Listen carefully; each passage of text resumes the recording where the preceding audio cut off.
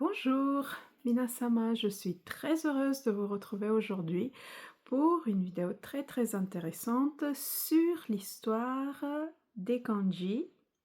Je vais faire une série de vidéos sur cette thématique, l'histoire des kanji, d'où est-ce que les kanji proviennent, d'où est-ce qu'ils viennent, comment est-ce qu'ils ont évolué dans le temps.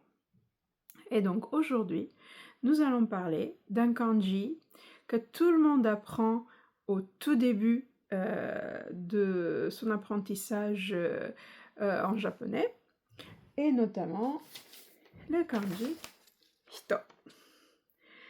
Voilà, je pense qu'à cause de la caméra, bon voilà, je ne sais pas si on voit très bien, mais tout le monde connaît ce kanji. Hito, c'est la personne ou les personnes. Alors, vous voyez un petit peu la forme de ce kanji. Est-ce que d'après vous, ça ressemble à quelque chose? Est-ce que déjà ça ressemble à une personne? Si vous écrivez ce kanji en shodo, en calligraphie artistique japonaise, vous allez utiliser une technique qu'on appelle le migiharai. Migiharai, c'est cette technique ici, et ça ressemble un petit peu à un pied, une jambe, et on voit très clairement que c'est comme une jambe. Ici, là aussi, hein, ça c'est... Donc j'ai réalisé ce kanji au pinceau, bien évidemment. C'est comme une tête. C'est comme une tête, pareil. C'est une technique, c'est là où on met le pinceau, comme je vous ai montré sur mes vidéos précédentes. Kihitsu, shihitsu et harai. Hein, ça c'est hidari harai. Donc, si on réalise le kanji au pinceau, on peut se rendre compte que, bien sûr, c'est un hiéroglyphe avant.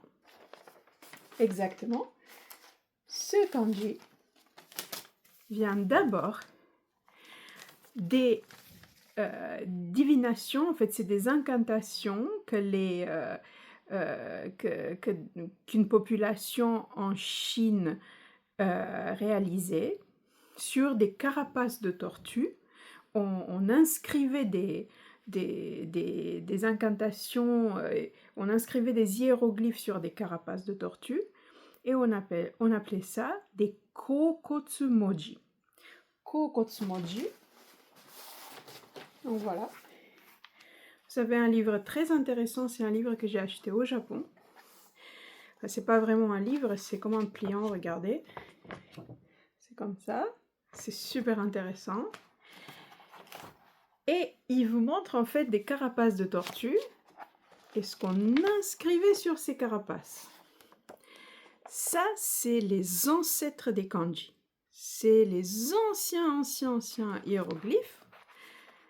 Et on peut voir, si on lit, je vais faire une autre vidéo où je vous explique en fait comment ces incantations étaient réalisées et aussi ce qu'ils voulaient dire, parce que parfois c'était des phrases tout entières.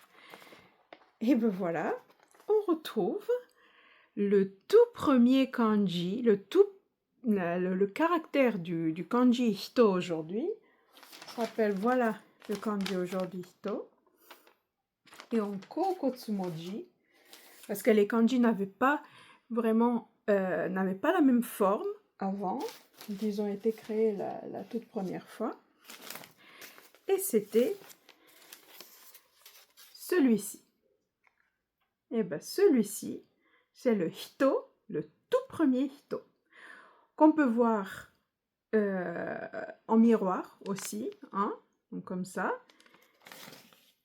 En fait, c'était un humain, un homme, vu de côté, de droite ou de gauche. Donc là, vous allez le voir ici. Voilà. Donc, il s'agissait de un homme. Bon, on va voir après, hein, je vais faire une autre vidéo sur ça. Très intéressant. Ça, c'était les kokotsumoji. Donc, les mots qu'on inscrivait sur des carapaces de tortue et destinés à la divination, aux incantations, aux dieux, aux prières. Voilà. Ensuite, vous aviez des caractères inscrits sur du cuivre, Kimbunmoji. Et le kanji, il va changer un peu. C'était à peu près en même temps qu'on a découvert, qu'on a changé un tout petit peu les kanji qu'on écrivait sur des carapaces de tortue. C'était presque pareil. Ah bah, c'est celui-ci. Vous voyez que le premier, regardez le premier, et le deuxième. En fait, ça c'était la tête, ça c'est les mains, les bras en fait, ça c'est le dos, et ça c'est les pieds ou la jambe. Ah bah après, on commence petit à petit à allonger, à changer un peu de forme. Aussi parce que sur du cuivre, c'était un peu difficile d'inscrire exactement les caractères des carapaces des tortues, mais c'était pas ça la raison, c'est que voilà, on essayait d'être un petit peu plus poétique, on voulait inscrire quelque chose d'un peu plus beau, et donc si on le mettait un peu de côté, comme si on écrivait aujourd'hui un peu de côté comme ça, un peu penché, pareil, on a commencé à pencher un petit peu ce kanji, ce caractère, pardon, parce que on appelait ça, bon, c'était pas vraiment, on va voir pour l'histoire de kanji après, mais regardez, on a commencé à changer un petit peu la forme. Donc voilà, ça c'est Kimbunmoji sur du cuivre sur des métaux. Ok? Et quand la Chine a commencé à changer de régime, à s'unifier un petit peu, à être... il y avait des scribes, il y avait des lettrés qui ont essayé d'écrire de plus en plus beau, des poèmes, des textes administratifs, précisément pour les empereurs, etc. Et bien là, on arrive à ce qu'on appelle les tenji. Tenji ou tensho, c'est un style en calligraphie. C'est le ten, ça vient de Chine, hein, c'est un empereur. Je vais vous raconter ça un petit peu après. On va voir que le kanji aujourd'hui et son évolution. Donc regardez, c'est ça. Hito. Donc qu'est-ce qu'on va faire? On va allonger les bras. Ça c'est toujours le dos, la tête et la jambe. Donc avant, on avait commencé petit à petit, regardez. Ça c'était un peu plus droit. On a commencé un peu à pencher un peu et hop, c'est presque le hito d'aujourd'hui. Hein? Très très très intéressant. Et après ce tenji, vous avez le reiji, reisho. Reisho, c'est vraiment le style scribe ou sigillaire, ou voilà, où on allongeait de plus en plus les caractères, ces hiéroglyphes. C'est une technique que je vous montrerai dans mes vidéos. Donc voilà, c'est très très intéressant. Et bien maintenant, vous avez le kanji hito aujourd'hui, que vous utilisez aujourd'hui. Hein. Ça c'est en style kaisho qu'on a vu un petit peu dans mes vidéos. Et vous avez des clés quand vous écrivez vos kanji, des clés qui vont vous aider à comprendre ce kanji. Le hito, c'est une clé en fait, ça s'appelle le ninben. Et cette clé, on peut la retrouver dans des kanji qui sont reliés à des activités humaines ou au corps humain ou à des personnes. Par exemple, vous avez le kanji yasumu.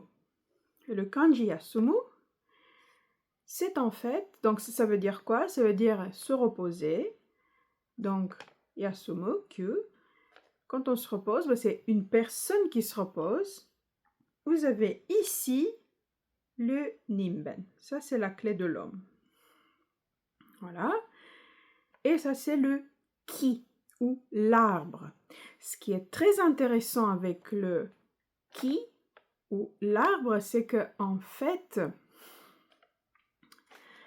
ça a quelque chose à voir avec l'homme aussi.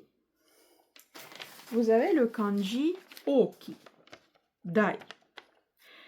Vous voyez cette partie-là, même si nous, on fait ça, enfin, on écrit ça de cette façon, donc 1, 2, 3. Enfin, 1, 2, 3. Ça, là, Oki, Dai, en fait, c'est une personne vue de face. C'est une personne vue de face. C'est un peu différent du kanji Ki, arbre, mais en fait, ça représente les pieds, et ça, les mains écartées. Voilà, et ça, toujours la tête. Comme vous voyez ici, bah, ça, c'est la tête, toujours. Donc, vous avez le kanji Asumo, avec la clé de l'homme, parce que c'est l'homme qui fait l'action, hein, qui se repose. Vous avez aussi le Nani. Nani. Le kanji Nani, c'est intéressant, parce que Nan ou Nani, il y a aussi la clé de l'homme. Beaucoup d'entre vous ont peut-être oublié, mais vous avez toujours la clé de l'homme. Et vous avez une autre clé qui ressemble à cette clé, Ninben, c'est la clé Hitogashira ou Hito-yane. Ça commence toujours par Hito. Yane, ça veut dire le toit. Hitogashira, la tête. Gashira atama, la tête. Ce sont en fait ces kanji. Ces kanji, hein, je pense que vous les voyez en miroir, excusez-moi. Ces kanji, eh ben ça, c'est la clé Hito-yane. Donc, c'est une clé qui est reliée à la clé de l'homme, hein, et montre, par exemple, Aou, se rencontrer, donc quelqu'un qui se rencontre, toujours en relation avec l'homme, Ima, maintenant, hein, pour le temps, on va voir pourquoi aussi Ima et Mataku Zenbu sont reliés, ont cette clé de l'homme aussi, hein, cette clé du toit. C'était en fait, ça c'était le toit. Donc avant les hiéroglyphes représentaient le toit ou un couvercle avec cette clé-là comme ça. C'est intéressant à voir. Et donc, une autre chose, les kanji peuvent avoir une histoire un peu sombre. Alors, toujours quelque chose qui se relie à une personne humaine, vous avez le kanji hikari, la lumière. Là, je ne l'ai pas réalisé, mais vous pouvez regarder aussi sur internet, ou vous le connaissez sûrement pour ceux qui ont déjà fait du japonais. Le kanji hikari, c'est en fait exactement comme ça. Ici, ça c'est un peu plus écarté. Et là, vous avez deux ten, deux points. Et ici, la tête. Et ben, ça. Donc là, hop. Ici et là. Et là, c'est un peu écarté. Les pieds sont un peu écartés. Et là, la tête. Ah ben, sachez que le kanji de Hikari, c'est en fait une tête en feu. Et c'est quand, voilà, il y avait toutes sortes de guerres, de batailles, voilà. Et quand les gens mouraient, ben, on utilisait ce kanji-là, Hikari. Voilà, il y a beaucoup de kanji qui ont une histoire un peu sombre comme celui-là. Ensuite, vous avez d'autres kanji, comme par exemple le Mune. Pareil, vous avez la clé qu'on appelle la clé Ho. En fait, la clé Ho, c'est un peu comme ça. Hein. Devant, vous avez la lune. Et là, vous avez comme une sorte d'homme courbé, avec une bosse ici, derrière. Et bien, ce kanji-là, il montre un homme bossu. Et dedans, soit le cœur, soit une sorte de croix. Ah ben, pour montrer, voilà, c'est relié à... C'est un homme. C'est un homme courbé. Voilà, comme ça. Et la lune, ça on va voir après pour ce kanji-là. Vous avez donc des kanji comme ça qui ont la clé, une clé qui vient de cet hiéroglyphe Hito. Voilà, merci beaucoup pour aujourd'hui et j'espère que vous avez aimé la vidéo. Bisous bisous.